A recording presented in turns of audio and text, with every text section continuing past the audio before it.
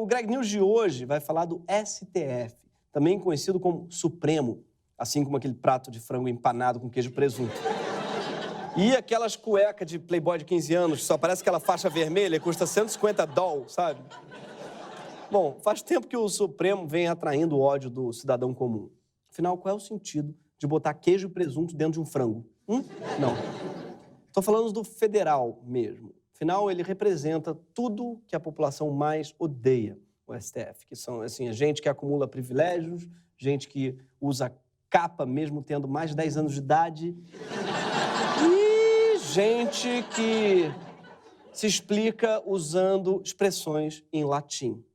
Eu entendi que a hipótese é do surgimento de uma lex Missio. Supõe distinção hierárquica entre o juízo a quo e o juízo ad quem. No sentido de que a sentença terá eficácia de coisa julgada oponível erga omnes. No artigo 89 da Lei de Licitações, de modo que entendimento contrário configuraria uma inadmissível infração ao princípio do ne bis in idem. Havendo o tribunal de origem reconhecida a natureza propter laborem da gratificação em questão. Tendo em vista que, dizem os agravantes, que emendar-se o libelo veio aos autos por ocasião das alegações finais do parquê. Eu vi que o ministro Lewandowski se prende, inclusive, ao princípio do tantum devolutum quantum appellatum.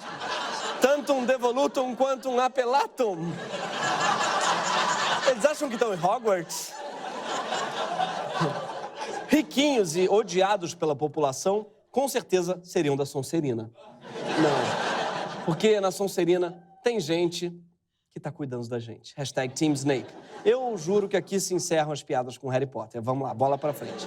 Ninguém sabe o que esses caras estão falando, né? Porque ninguém aqui sabe o que significa esses termos jurídicos. Mentira. Adjudicar, a gente sabe o que é.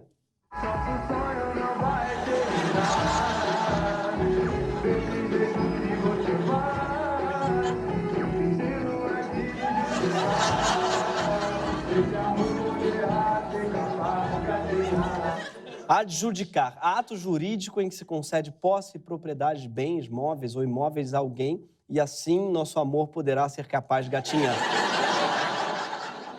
Não me pergunte o que significa zigue-zagueei no vira-virou. E definitivamente não me pergunte se seus 12 aninhos permitem apenas um olhar. Não, bochecha, não permitem. Existe uma figura jurídica chamada pedófilos prohibitem. O STF é a corte mais importante do judiciário, daí o nome Supremo. É ele quem tem a última palavra sobre todas as ações do Estado brasileiro e o cargo de ministro de STF não tem mandato. Quando o ministro do STF morre ou se aposenta, quem indica um novo ministro para a corte é o próprio presidente. E esse indicado tem que ser aprovado pelo Senado. E esse sistema não é algo que o Brasil inventou. Quem também funciona de forma muito semelhante, por exemplo, é a Suprema Corte dos Estados Unidos e a da França.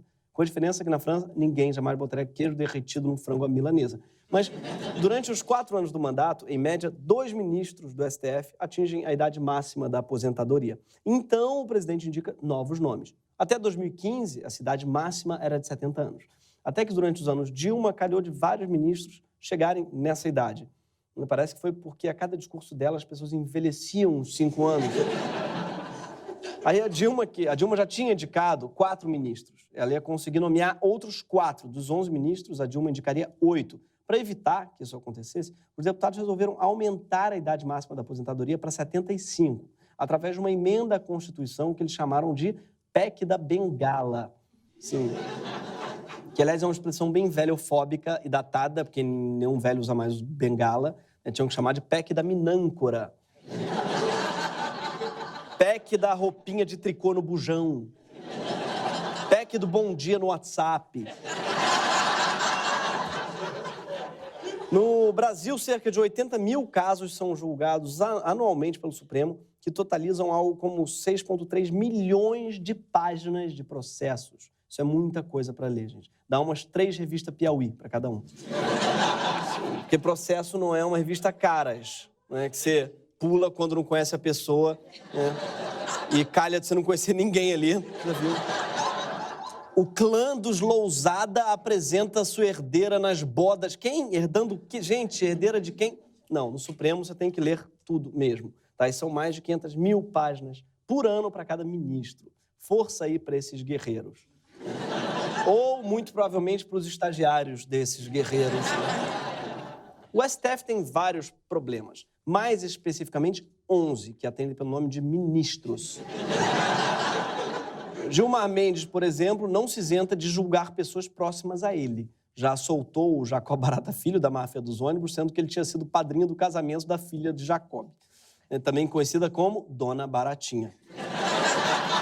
Quando chamaram a atenção do ministro para esse envolvimento pessoal dele com o réu, a assessoria de Gilmar respondeu que o casamento não durou nem 6 meses. Ok, Gilmar, mas como se diz em latim? Quo que tiene a ver um cu com as calças.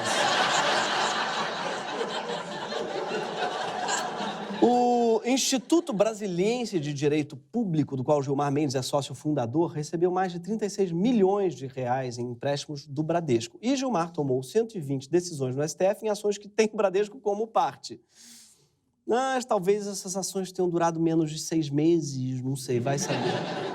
Luiz Fux sofre de um problema semelhante. Em 2016, sua filha tomou posse como desembargadora do Tribunal de Justiça do Rio, depois de uma campanha voraz do próprio pai. Eu não sei o que essa filha acha disso tudo, mas aposto que se a gente perguntar, ela vai responder algo parecido com isso. Trabalhei, sim, com o meu pai. E se eu continuei trabalhando com ele, foi porque eu mereci! Se eu tô onde eu tô, é porque eu mereci! Porra!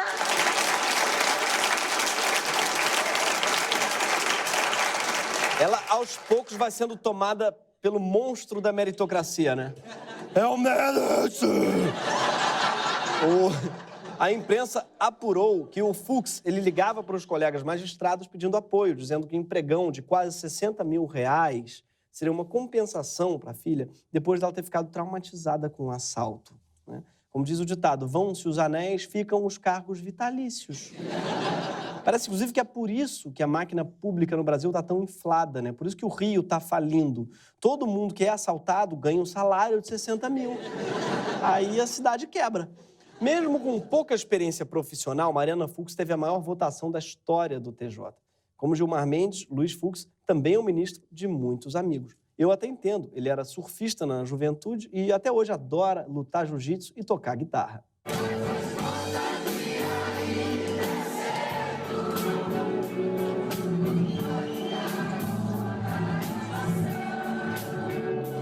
Faz de conta que ainda é cedo. É um ótimo conselho do governo para o cara que não vai mais se aposentar, sabe? É o slogan da nova reforma da Previdência. Tá com 75 anos, faz de conta que ainda é cedo. Já Toffoli, né, segundo Marcelo Odebrecht, é o amigo do Lula, que por sua vez era o amigo do Emílio Odebrecht. Ou seja, Toffoli seria o amigo do amigo, né? Ou mais que amigos, friends. E isso que a gente não pode mostrar a matéria que diz isso, porque o ministro pediu para ela sair do ar. E não é a primeira vez que o STF censura alguém. Em 2016, a jornalista e comediante Mônica Iose foi condenada a pagar 30 mil reais a Gilmar Mendes por causa de uma postagem sua no Instagram. O ministro havia concedido um habeas corpus para Roger Abdelmaci, condenado a 278 anos de prisão por 58 estupros. Mônica, então, postou uma foto de Gilmar com a palavra cúmplice e um ponto de interrogação. E foi condenada por isso. Acho que foi a primeira vez que alguém foi processado por ter uma dúvida.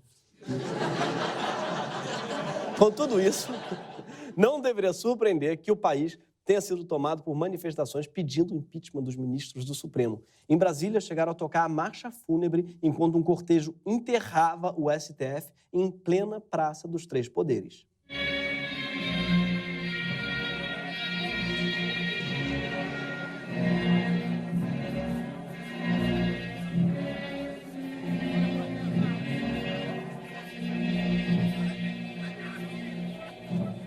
Legal, gente. Mas o Temer pediu o caixão dele de volta.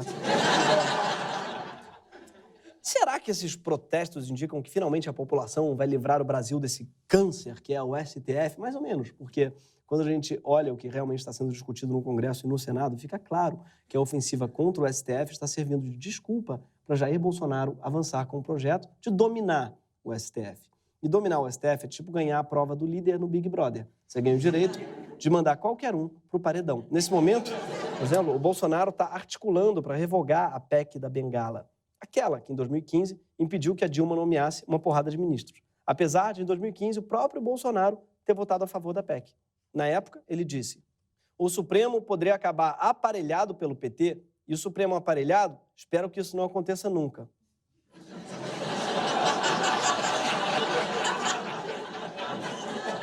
O Bolsonaro claramente tem muita dificuldade de ler o teleprompter que passa dentro da própria cabeça dele. Se Bolsonaro conseguir que a PEC da Bengala seja revogada, aposentam-se Rosa Weber e Ricardo Lewandowski, indicados pelo PT, permitindo que Bolsonaro indique pelo menos 4 ao invés de 2 ministros. E isso se ele não for reeleito. Fica claro que Bolsonaro não quer acabar com o STF. Ele só quer um STF que concorde com ele. Um STF para chamar de seu. Pessoalmente, eu fiquei com uma certa inveja da Rosa Weber e do Lewandowski, afinal, eles podem ser as últimas pessoas a se aposentar nesse país. Mas, para aprovar uma PEC, precisa de muito voto. É por isso que Bolsonaro está tentando dar um outro jeito de aposentar os ministros, através da reforma da Previdência. Se essa reforma for aprovada, uma de suas consequências será tirar todas as questões de aposentadoria da Constituição e transformá-las em lei complementar. Uma lei complementar pode ser modificada com muito mais facilidade do que a Constituição. Enquanto isso, pedidos de impeachment dos ministros do STF dispararam em mais de 80%, articulados por grupos como o MBL e o Movimento República de Curitiba. O surto mesmo começou no início de março, quando 15 deputados, 13 deles do PSL, começaram a pedir a cabeça dos integrantes do Supremo. Depois de 4 ministros votarem pela criminalização da homofobia, dos ministros do Supremo, eles começaram a pedir a cabeça deles, claro. Ainda vão descobrir que toda a história do Brasil foi escrita por gente com medo de ser obrigada a chupar pau. Tudo.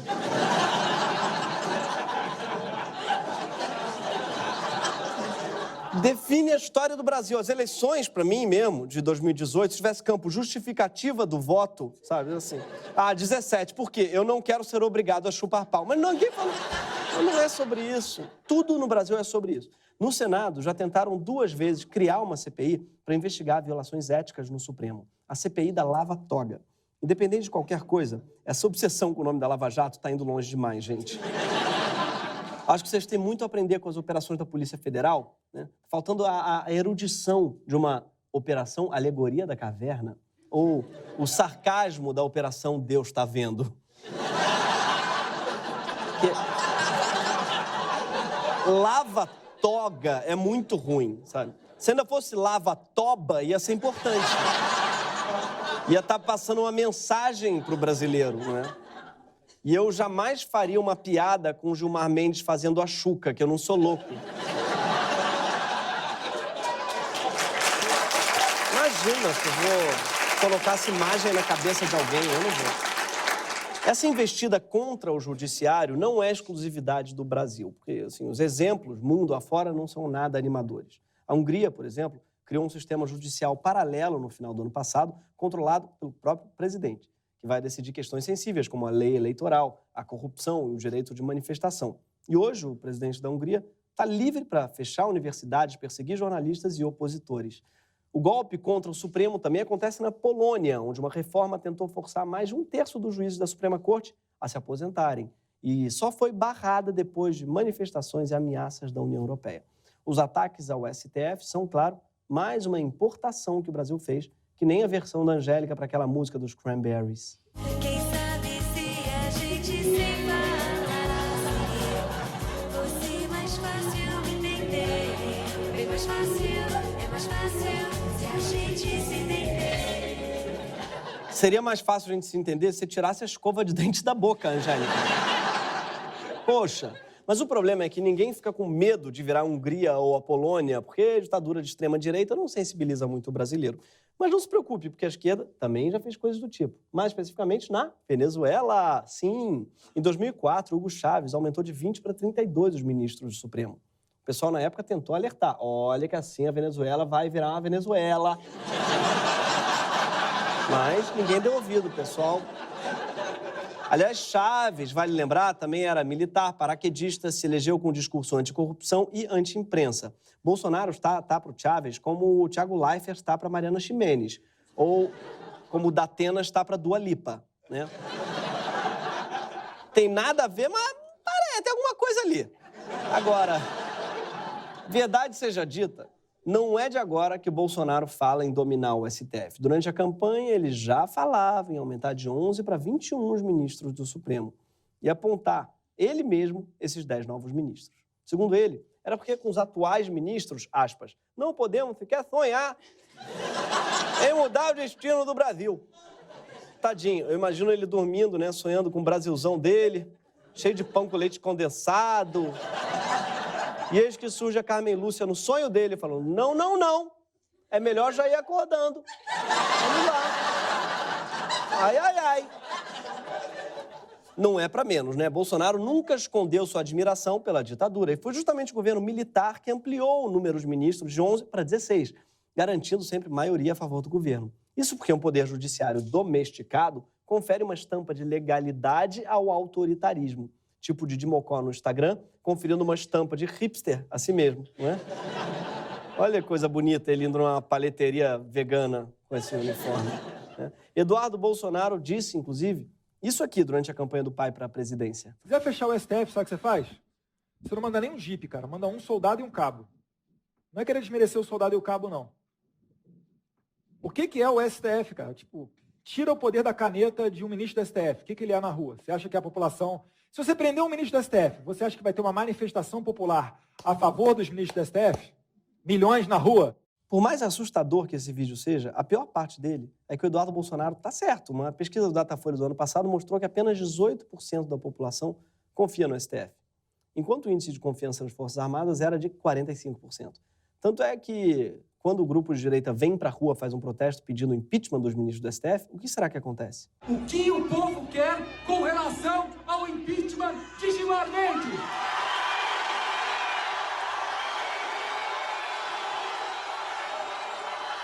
Pessoal, tem uma dúvida, não era se tirar Dilma acaba a corrupção?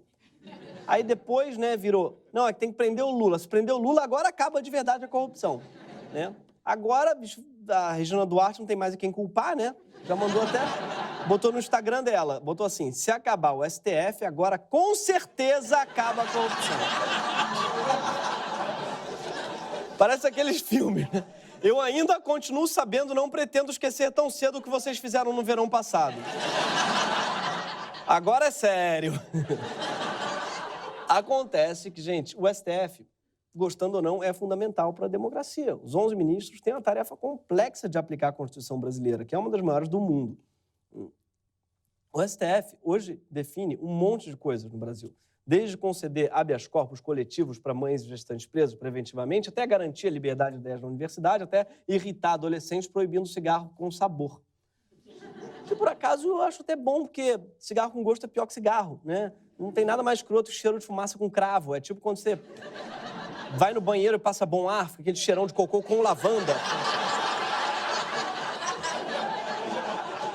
Só que não importa muito o que eu acho. Por quê? Porque o STF não tem que agradar a mim, nem a você, nem a maioria. Até porque nem sempre a maioria tem razão, né? E é importante ter alguma instância que proteja a Constituição brasileira, até quando a maioria quer destruí-la. E aí você entende por que é prioridade para o Bolsonaro tentar aparelhar o STF. Vamos fazer o Brasil para as maiorias! As minorias têm que subjugar as maiorias! Tem que existir para defender as maiorias.